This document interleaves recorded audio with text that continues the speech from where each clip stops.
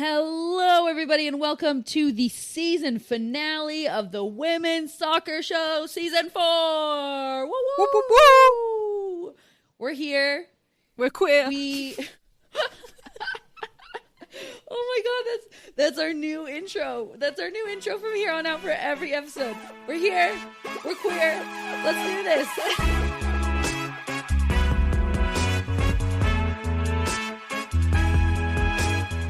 God, that was amazing. Welcome, everybody. First and foremost, we need to give a shout out to Mike. He is our editor. He is incredible. Sometimes we'll talk for like over an hour and Mike edits it down to 30 minutes. How he does it, we don't know, but thank you, Mike. You make us better, and hopefully we make you better by giving you a challenge every week. Yeah, hopefully you have a nice file of the amount of times Sarah says, wait, there's a siren. Yeah, well, I live in New York and there's a lot of sirens we have to pause for. So shout out to Mike. Everybody go follow him on Twitter. We'll post it because I don't know his handle right off the top of my head. And in other news, Allie is getting married on Saturday. Yeah, it's come around quick, man. Like, I proposed 2 and a bit years ago, and it feels like a minute. You proposed 2 years ago? Yeah. I didn't know that. I didn't know that at all. Yeah, and then, this Saturday. It's happening. It's happening. Allie's too overwhelmed with logistics to really process what's happening right now. And if I'm sounding weird, laughing weird, or just generally talking slower, it's because I hurt my ribs really badly in a soccer game, and it hurts to breathe. So yeah, this may be the final episode of this season 4, but we will be hitting some stuff up on our Patreon to tide you over, and then we will be back towards the end of June with our Euros coverage, which will be extensive and fun, and you'll be sick of hearing our voices by the end of it. Oh, totally. And in fun news for Euros, I'm going to London, and I'm meeting Allie and I'm meeting Helen in person. You guys, we've never met each other in person. Well, Allie and Helen have, but that doesn't count because I wasn't there. They play football together every week, but I don't get to be there. So now I get to go kick all of their asses in football and record the shows in person. So it's gonna be a blast. So we're back at the end of June for that. But in the meantime, we've got a jam-packed season finale for you. Yeah, it was like the football gods have rained down on us and was like, we've got so much to give you to talk about for your finale episode. And for that, I am grateful. Me too. I'm really excited. And the Game of the Week highlight, as it has to be, is the FA Cup final. So let's dive right in. I'm gonna be honest, it started off as one of the most boring FA Cup finals I have ever watched in my life. I mean, I don't think it was that boring. It was. I think the first few minutes were actually really exciting, and City really came out on the front foot, and it looked for a moment like they were just going to take control of the game. And then Chelsea kind of got a little bit more control, and then it just became pretty even, and nobody was threatening. It wasn't even that. It was just... It was a little boring, but it wasn't as boring as you're describing. Oh, it was. Because literally, it was like ping-pong in the fact that Chelsea had the ball for a bit, then Man City had the ball for a bit, then Chelsea had the ball for a bit, then Man City had... You mean it was like football, where like possession switched? No, because they couldn't keep hold of possession. It was literally like... Chelsea, Man City intercept, then Man City tried to do something. No, Chelsea, like, there was no smooth football whatsoever for like 25 minutes. Let's jump right into it. So for those of you, spoiler alert if you have the game on repeat, but frankly, we don't care because it's been long enough. You should have watched it by this now. comes out on a Wednesday, mate. If you've not watched it by then. Chelsea end up taking this 3-2 in extra time. Oh my goodness. So if you're listening to Allie say this was a boring game, they definitely don't mean the whole game. No, I mean the first 25 minutes. The first 25 minutes was dull. And I did almost consider switching off. And then did not. I did. I very much almost considered it. Oh my God. It was like 7 a.m. my time and I didn't consider switching it off. Okay, so that's on you. Here's what I think happened. City came out on the front foot real strong. And for a moment, Chelsea was caught on the back foot, and then in classic Emma Hayes fashion, was able to adjust. That's when Chelsea started implementing a high press. Because City's main tactic that they build their whole game around, right, is playing out of the back, We play out of the back, we have control, we distribute. We utilize Kira Walsh, who is just one of the best in the world at distributing like that. We utilize our outside backs in Lucy Bronze and Demi Stokes, who can get up and get forward, and we utilize them as we play out. But what happened was Chelsea's high press essentially put a chokehold on City where they needed to start playing out of the back incredibly quickly in order to beat the high press, but they weren't able to do so, and that's what started leading to mistakes. City starts losing the ball in their own third because they're trying to play out of the back in a high press, and it's leading to mistakes. And that's what contributed to the sloppiness and quote-unquote boringness of the game that you are suggesting in the first 25. I'm just saying the Conti Cup final between them two was more interesting to me in the first 25. Yeah. It gets better. So, we then get the goal from Sam Kerr that was offside, which, to be honest, I think was a let-off. I don't think she was that off, to be honest. To be honest, I don't remember it, which means that I agreed that it was offside. If I don't remember it, then it didn't register. So I think it was a bit tight, to be honest, but it woke people up because balls in the back of the net, yeah, Chelsea doing Chelsea things. Then we get to the 33-minute, and it was a beautiful goal from Sam Kerr, like absolutely stunning. For the first goal, and there was very little that Roebuck could have done about it, to be honest. I kind of disagree. So this is the goal where Millie Bright crossed it / shot it. I'm gonna go with a cross, doesn't matter.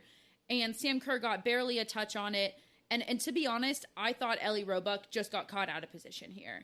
Every goalkeeper knows that it's the position that you start at. It's easier to go forward than it is to backpedal. And you could see Ellie Roebuck backpedaling, couldn't quite backpedal enough to get her hand on it. Lucy Bronze was not in the right position on Sam Kerr either. She was just beat, plain and simple, easy to get beat by the world's best forward. And that's what ended up happening for me. For me, that's just Ellie Roebuck got caught out of position. Good on Sam Kerr for being in the right place at the right time. That's why she's the best. I do have to say one of my favourite Twitter exchanges that happened was a Man City fan thought Bright had got the goal. Then a Chelsea fan was like, no, if you look at it again, Sam Kerr got it. And the Man City fan went, I don't want to see it again. Which I thought was hilarious. It made me cry. That's really funny. It kind of did wonders to the game, just as you suggest that the offside goal did. Yeah. This even stepped it up a notch further because then it lit a fire under City. And for sure. Absolutely. And to be honest, what I was seeing from City, I haven't gotten to see Bunny Shaw play in a long time. Yeah. Bunny Shaw was the star of this game for regulation, in my opinion. Yeah. Bunny Shaw was playing up top, and you saw her coming back into the number 10 spot, into the midfield to pick up the ball and distribute. And that's what led to their next goal, right? So City then equalized 1-1. Bunny Shaw comes back into the midfield, distributes to Lauren Hemp, who scores just a beautiful Lauren Hemp goal. My God, she's so fun to watch. Yep, for sure. And all of a sudden, we're in an FA Cup final. Yeah, exactly. I will, again, though, you talk about Roebuck being out of position for the Chelsea goal. I will say Millie Bright needed to do much better on Lauren Hemp because she let her just go. This is really interesting. You Keep can't going. do that. For me, the point of a defender is you get in the way. That is the point. That is what you do as a defender, is your point. Even if you're not going in for the attack or the tackle, your point is to make the striker's job harder by being a block. So they have to do something spectacular to try and get around. And Millie Bright sort of follows her, and then backs off, and that's when Hemp can release the absolute beast. So for me, I think Bright could have done far better than she did.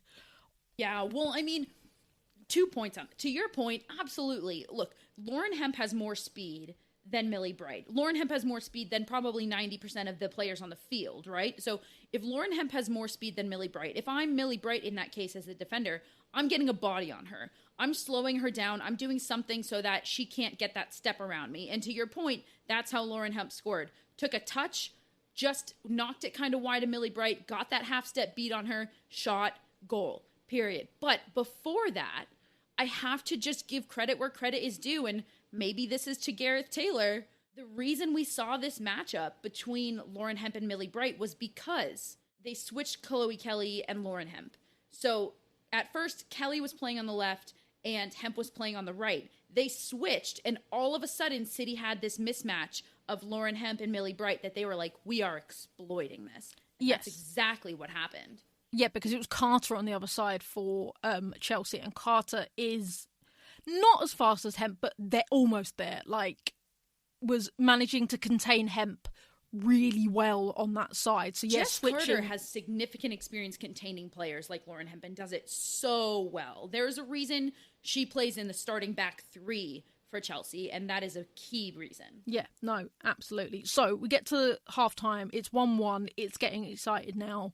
Like, both teams are up for it. You know there's going to be a big shouting match in the dressing room to, like, one of them on to thing. And you've got to feel like Emma Hayes is fearing that it's going to happen what happened at the Conti Cup.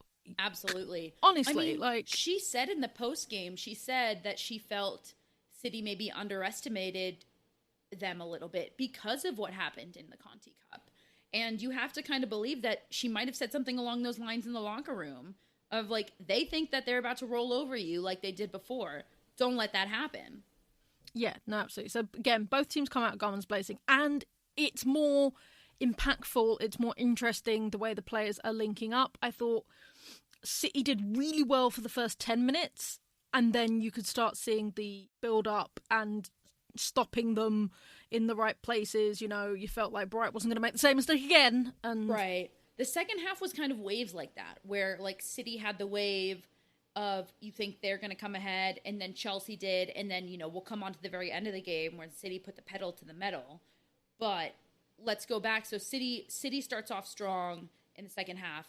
Chelsea then kind of recovers, and all of a sudden it is an onslaught of Chelsea attack. Just an onslaught that City has to deal with.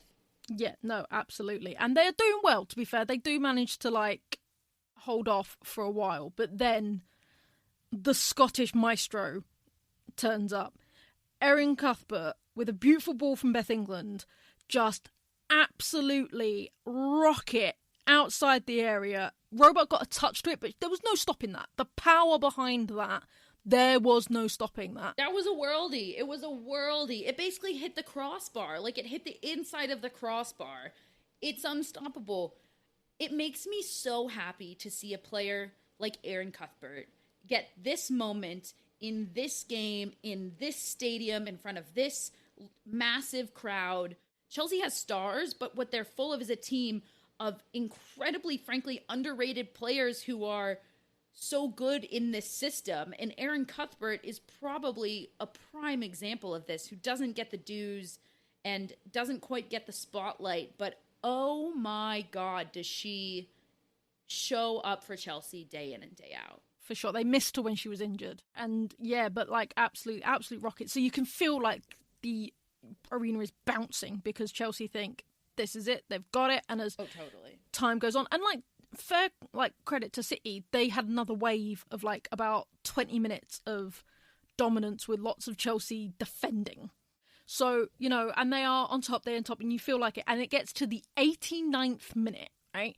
Border's gone up, there's only 3 minutes. Chelsea think they've done it, right? You can see it, like, they've got to hold on for 4 minutes. Enter Hayley Raso, who absolutely, again, an absolute worldie of a goal. Listen, this goal was so incredible. The way, and you know what? It was multiple things. The touch was just so perfect, but the touch and the body awareness to be able to, as she takes that perfect touch, kind of shimmy her body around the Chelsea defender and kind of off balance, just get that final touch on it. This was, I mean, it rivaled Erin Cuthbert's goal. It was absolutely stunning. Absolutely stunning. And, I was so happy when I saw this go in. I was just like, this is a game.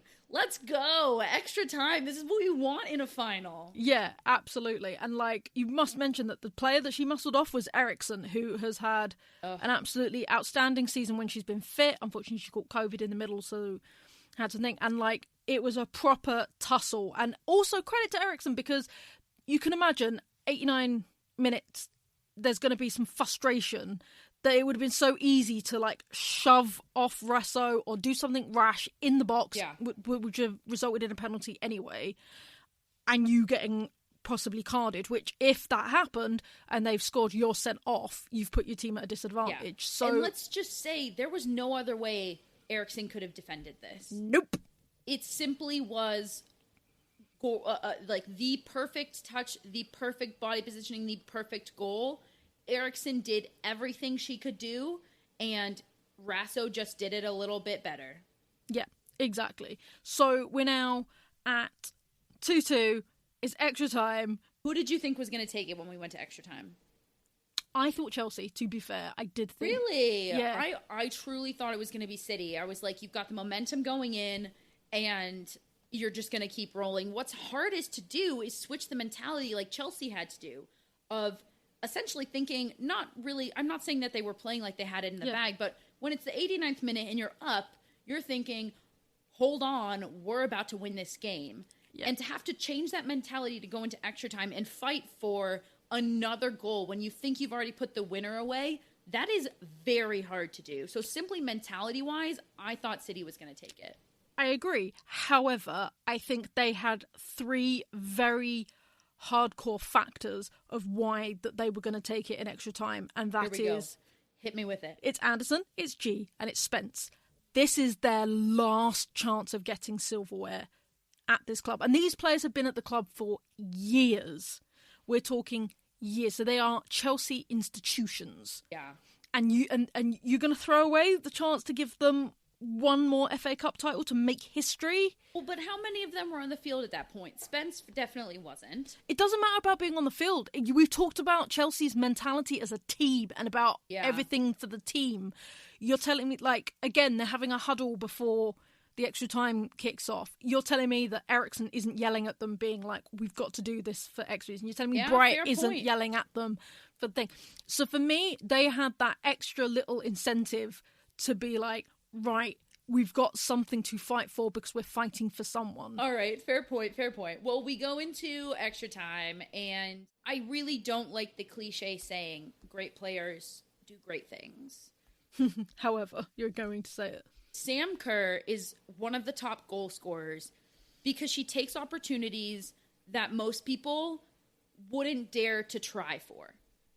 For example, the last WSL regular season game for Chelsea, 2 of those goals were not goals that hardly anybody else would have attempted, right? Back to the goal, chesting the ball, and half volley on the turn. Who else is going to try that? Only Sam Kerr. And it went in. And I think that's exactly what happened in this extra time goal. She got the ball at like midfield, uses her speed, makes the run. In no way was this an open goal, but she takes the shot, it gets a nice deflection, and it goes in. Yeah. And that is part of Sam Kerr's brilliance, is because she believes that it's going to happen, and she tries. And then sometimes it happens. Yeah, for sure. Like, how many of these last grasp goals has she got that's, you know, sorted out Chelsea? Again, I do think Roebuck positioning wise. Oh, I disagree. I think it was just a deflection. Ellie Roebuck was in fine position. It deflected off of a defender, and that reaction save in such a short period of time, it's nearly impossible. And I think that's what it came down to. My disappointment was that I didn't find that City threatened for the rest of extra time. Well, that was it. They gave up. They gave up. Like, and that goal came very early in extra time. Yeah, it came in the 99th minute, so therefore it would have been, we would have had an extra 20 minutes to play then, right? Exactly. The last 5 plus another 15. And you've got some fresh legs in Ellen White. You've got some fresh legs in... Right. Like, they could have done something, but their head just went down.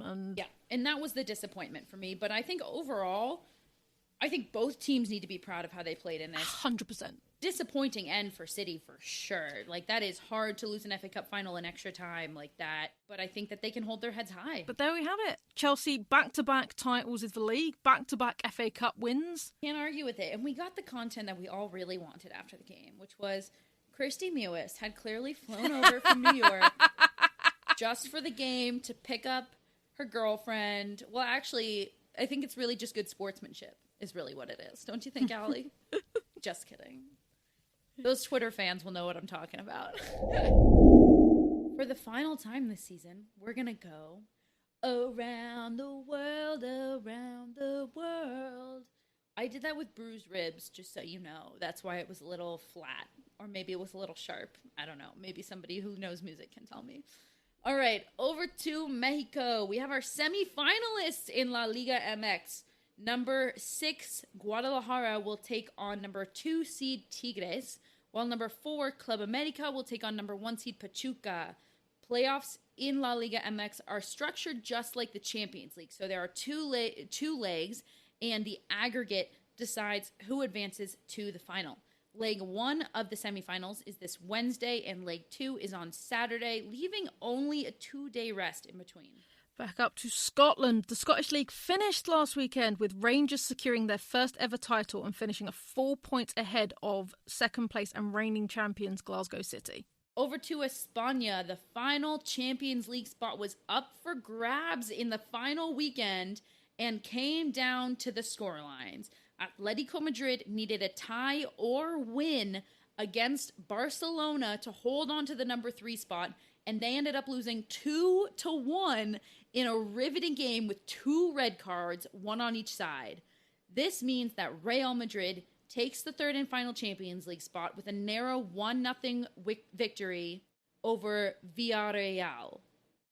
As we know, Barcelona took first and Sociedad took second. Finally, we are going to Germany, and the Bundesliga Femenina concluded on Monday with again the third and final Champions League spot being left up for grabs in the final weekend. Eintracht Frankfurt took 3 points, while Potsdam lost 5-0 to Bayern, allowing Eintracht to take the final Champions League spot. Wolfsburg won the league, with Bayern in second. Have you checked out Total Football Analysis yet? TotalFootballAnalysis.com provides researched analysis on loads of football games, including women's football. Want to know why Miedemar scores so many goals? Do you want to explore how City have turned it around this season? Head over to TotalFootballAnalysis.com and sign up to learn more about the beautiful game. We have a special discount for listeners of the Women's Soccer Show. At checkout, type WOSO10 to get a full year for €10. That's €40 off the yearly subscription. Head over to TotalFootballAnalysis.com and type WOSO10 at checkout.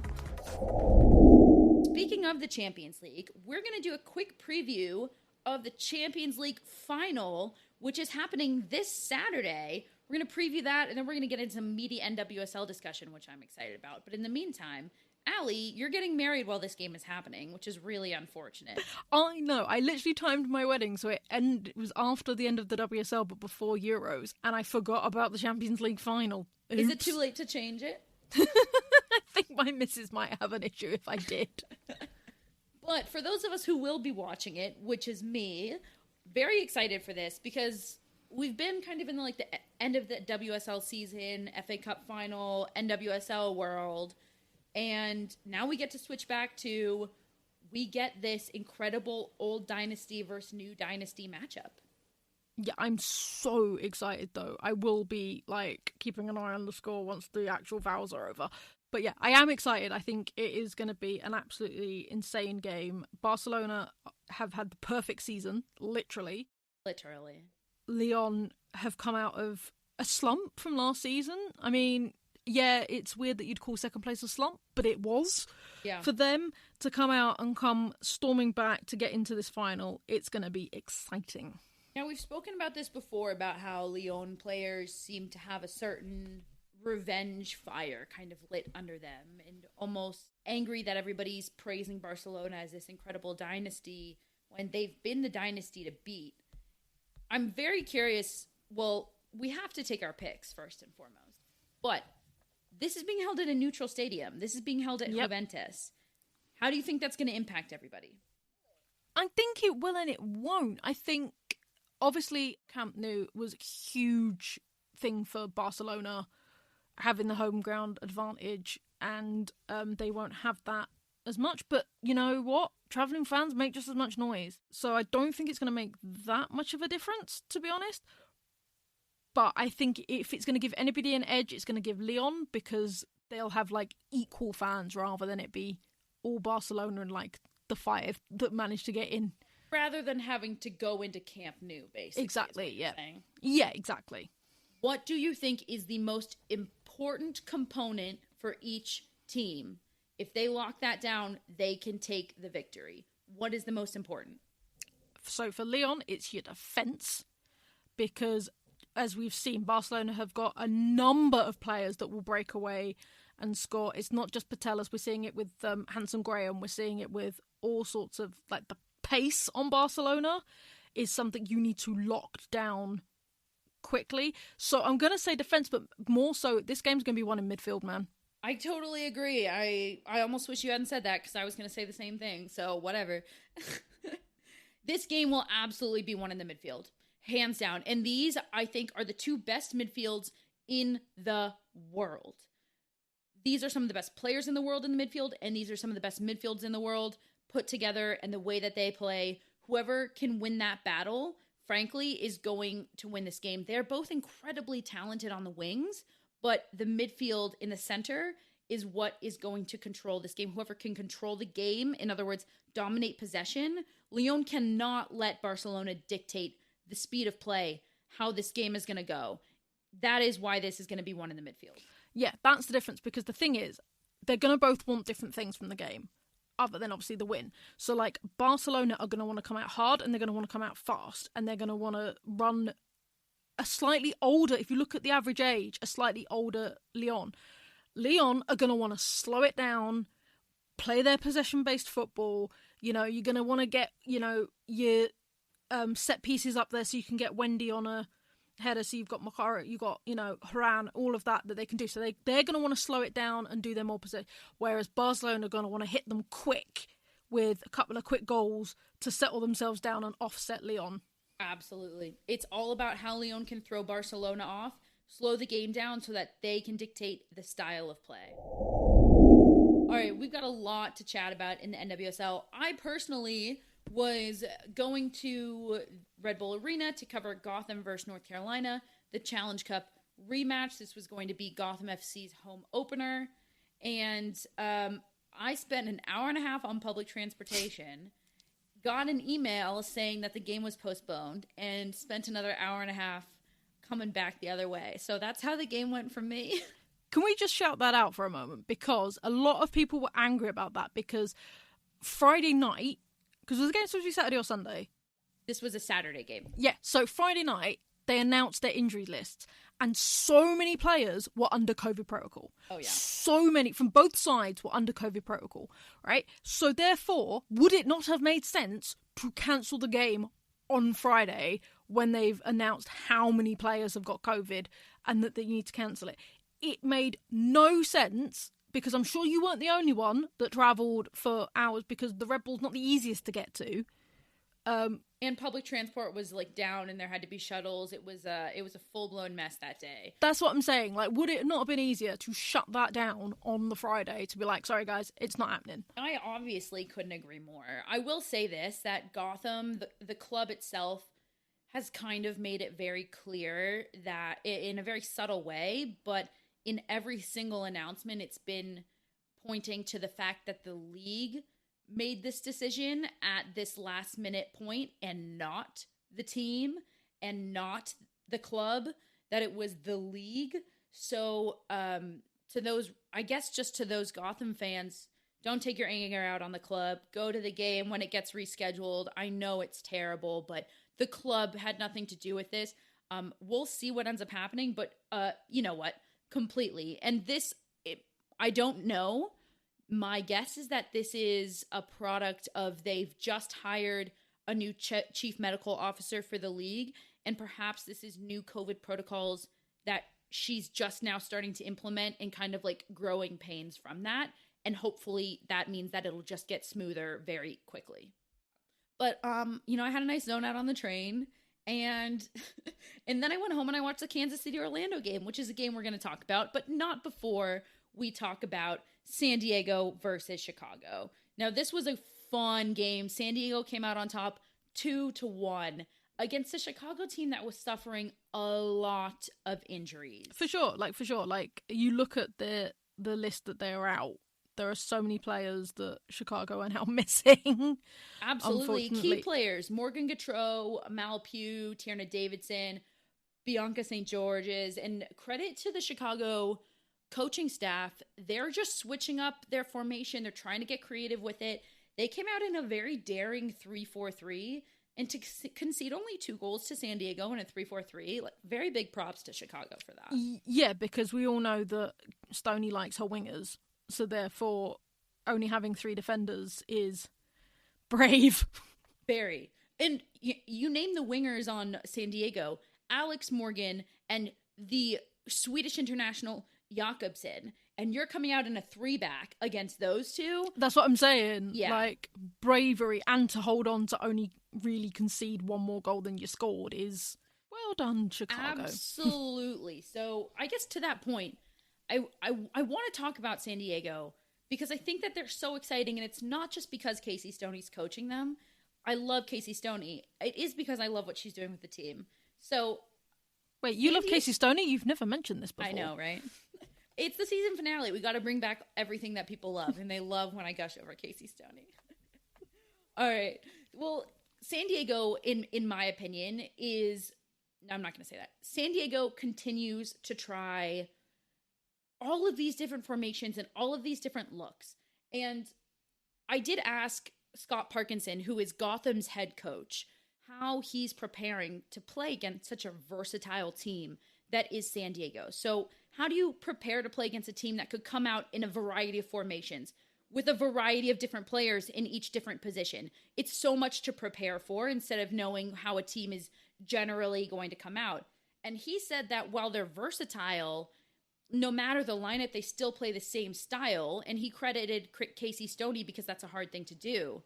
And I'm going to say, I actually very much disagree with that. I think that one of the great things that San Diego does is that they have a variety of different ways to beat teams. And it's not just like a one-style show, not a one-trick pony.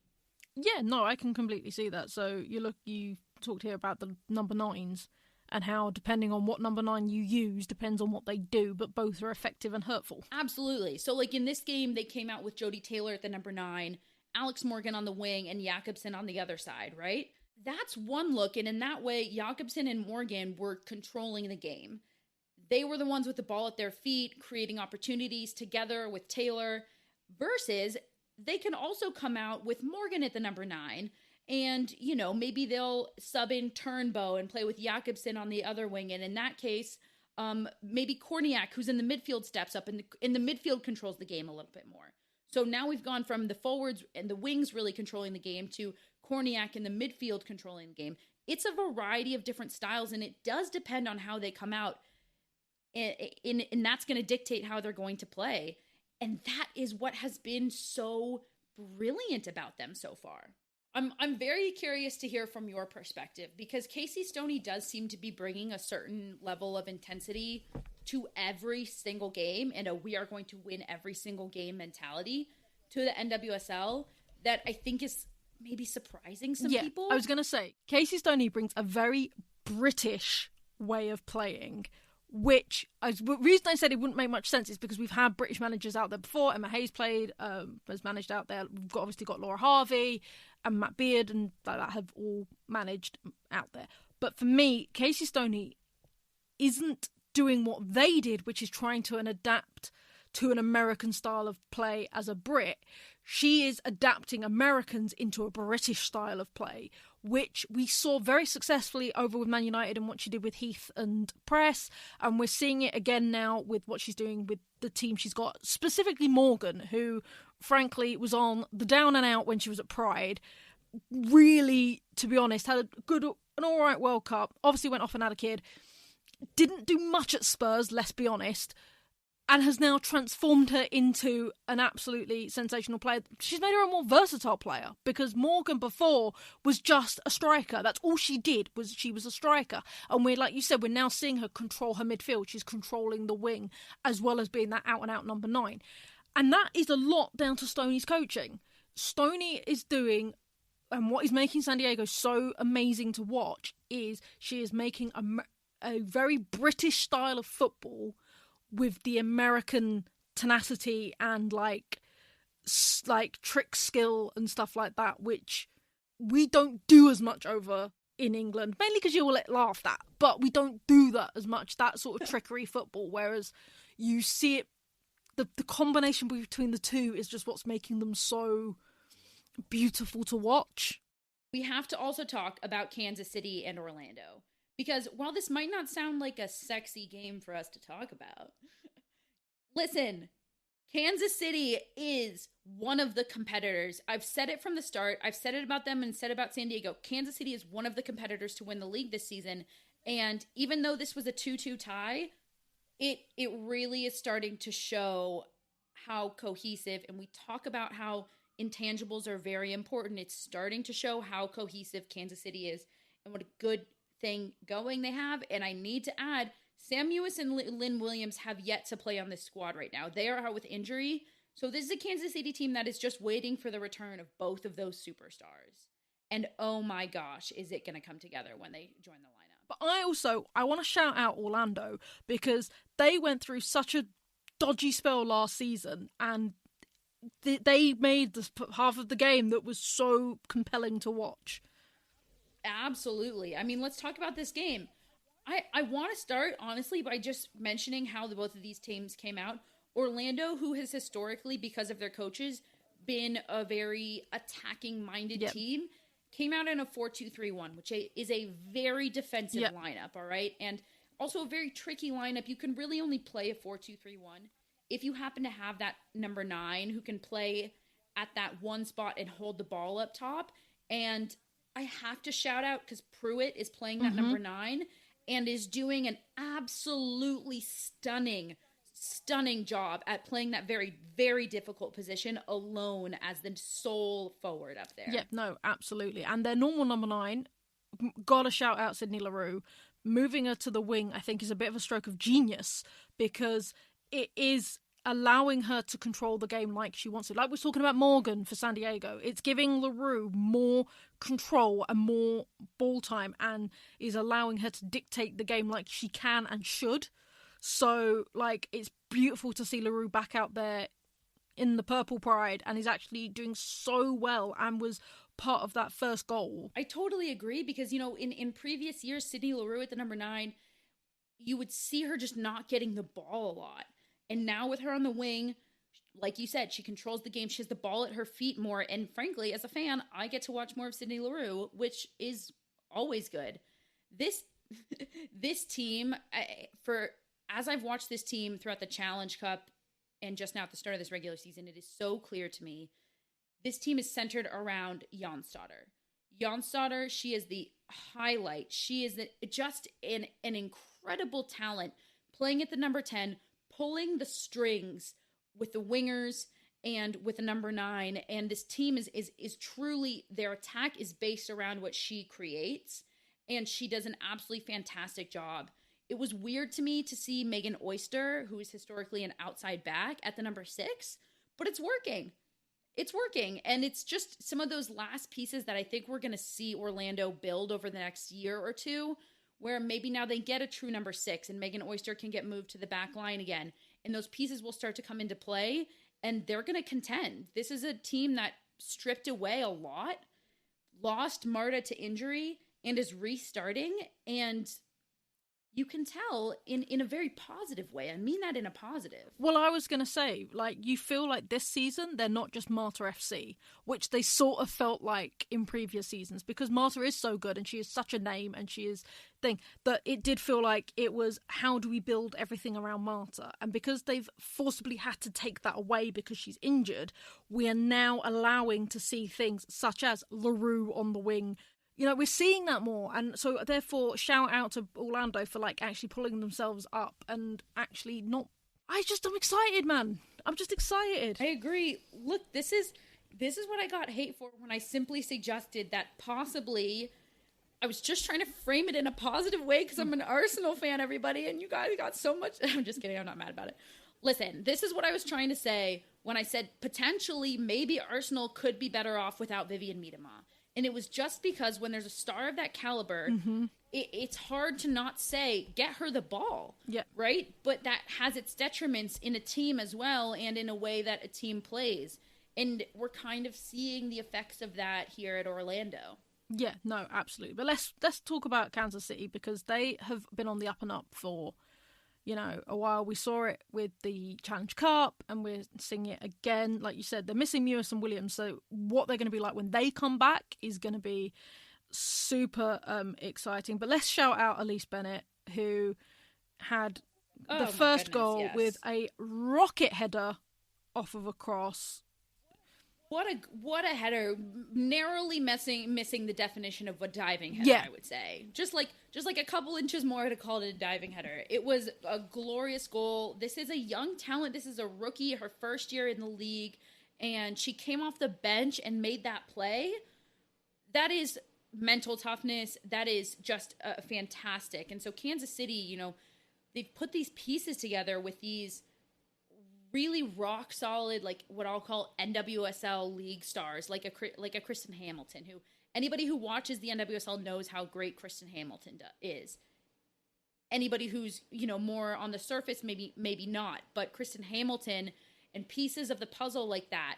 And you combine that with somebody like an Elise Bennett, with somebody like Sam Mewis, and they are just, from last season to this season, it is night and day. And I mentioned Kristen Hamilton, and I just have to shout her out. In my mind, she's truly one of the ones carrying this team right now, both in goal scoring and like emotionally. You can really tell she puts the team on her shoulders. Yeah, no, absolutely. And it is interesting to see both these teams are missing their star, and I use that in air quotes, players, and they've had to adapt in such a way that's actually benefiting them, that it's going to be so exciting when those players come back and have to slot in rather than it being built around them. I think that's the difference, and that's what's exciting about it, because I want to see Marta better and playing for Orlando. I want to see Mewis and Williams fit, but what I'm more excited about is the fact that these teams will have had a system where it's like, okay, you're going to slot in here rather than us tear it down and rebuild around you. And I'm hoping that if anybody from the Pride and Current listens to this, that they do that and they do actually use it as a way to slot in the players rather than being like, yay, Mewis is back, let's destroy everything we've built. This is our last segment of the season.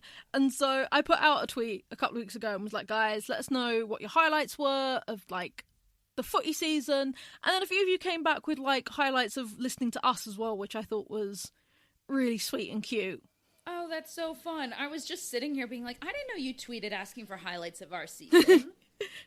But no. You didn't. But thank you for those of you. I didn't. I asked about football-wise, and then some people came back with some show clips, which I thought was really sweet. Okay, this is really fun. So for everybody, Allie has compiled these, and I have not looked so I've gone 2 each. I've gone 2 football highs and then 2 show highs. So we're going to go football-wise. The first one, and the one that got the most likes and the most thing was, and I'll get her name right this time, was Molly Green's goal to keep Coventry up.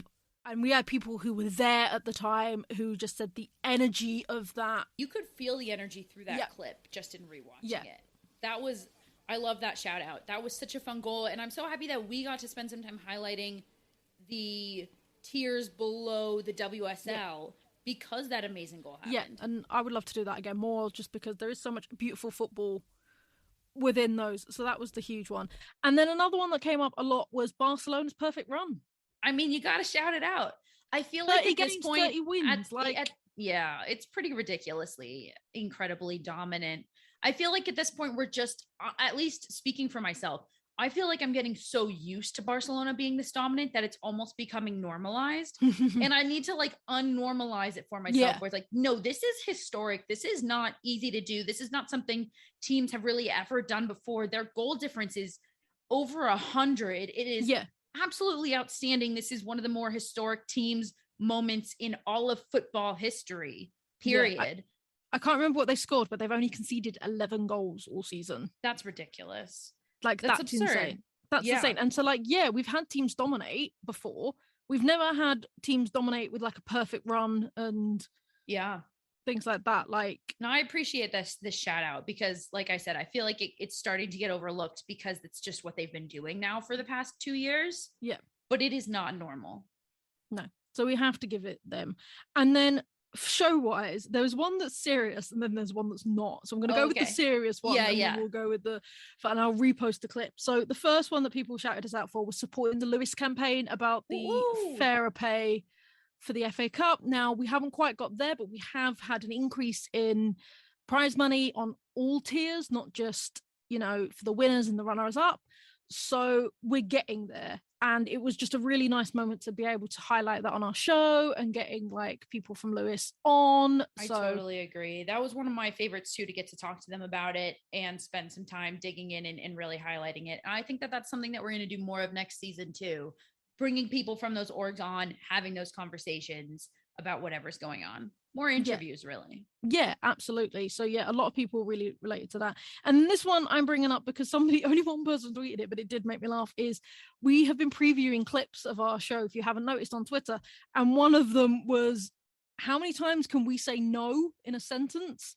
And it's just this bit where I'm going, no. And Sarah's going, no, wait, no. And it's just this clip of us. And I think we're talking about Man City. Did we tweet that clip out? Yeah. That's really funny. We were probably like deep in an argument, and I was like, no, you let me talk. And you're like, exactly. No, I'm not done with my point. Exactly. But somebody just was like, and then they've also, and I'll see if I can find it, and set it to no limit from 2 Unlimited, which is oh my God, that's hilarious. Because it was, how many times can we say no in the thing? And I think we're talking about Man City, but it was just like, that's so funny. Thank you for whoever shouted that out. Well, let's find that clip and retweet it for sure. Yeah. Do any favorite memories come to your mind, Allie? I think no pressure. I do think all of them. I think when I compare to how nervous I was for my first show, and it was you and Helen, and I was like, oh, this is a really big like so emotional. Yeah, it was like, this is such a big responsibility, and I can't mess this up. And then I'm trying to think of what my favorite one was. You know what? I don't know, but I will say, like, because of the no clip you just brought up, I love when we get fiery and disagree. I love it because I think that we both have a little bit more rational points than maybe Helen. Love you, Helen Hardy. Love you to death, but sometimes her points are like, woo. And so it's harder for us to disagree, but when we do, we go at it with some backup facts, and I appreciate that. Yeah. See, I thought it was going to be when you said that I thought West Ham could make top 3, and you were like, oh my God, no. I'm going to write down exactly what episode and what minute mark you said that at. And when they don't make top 3 next season, we're just going to play it on the season finale. That's what we're going to do. Oh my goodness, this is it. This is it, my friend. We're not going to get too emotional, everybody. We'll be back in like 4 weeks. We'll see you then. We want to take a moment and shout out everybody that's been a part of this season. That includes everybody that's been on this show, who we have the pleasure of interviewing, speaking to. That includes Chris, who runs our socials and does Fits and Kits, which is up on our Patreon. Also, there's a special of Fits and Kits on Spotify, so you can check that out too. That includes Tim, who comes on from the NWSL crew, who is oh so knowledgeable about the NWSL, writes articles for our website and all of that, and anybody else who has helped us throughout the season for the show. Thank you. We're not thanking Helen Hardy. No, I'm just kidding. But also, thank you to you listeners. Like, we could just be like talking to ourselves, but we get so much lovely feedback from you guys, and genuinely thank you so much for listening and taking the time. Truly. And we always love when you shout us on Twitter of like, I agree, I disagree with this point, that point, whatever. We love you all. We'll be back in 4 weeks for the Euros and for the Women's Soccer Show. Yep. I've been Sarah. And I've been Allie. Thanks everybody for a great season. Good night.